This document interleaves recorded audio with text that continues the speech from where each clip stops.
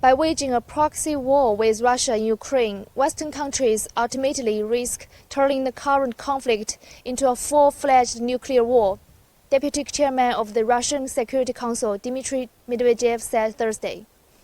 The NATO countries increases the risk of direct and open conflict with Russia by continuing to pump weapons into Ukraine, training Ukrainian troops with the use of Western equipment, dispatching mercenaries, and conducting exercises near Russia's borders, Medvedev wrote on his Telegram.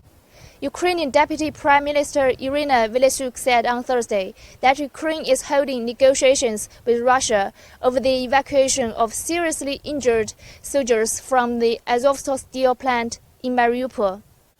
She emphasized that the ongoing negotiations between Ukraine and Russia on the Azovstal evacuation are very difficult. Russian President Vladimir Putin said Thursday that the West was fully responsible for the current global crisis, adding that sanctions would give rise to inevitable consequences.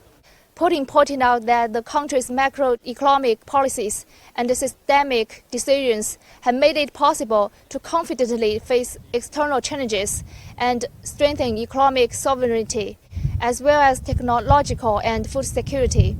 Putin said estimates show that Russia expects to harvest a record of 130 million tons of grain in 2022, including 87 million tons of wheat. This would not only make it possible to meet domestic demands, but also expand global exports.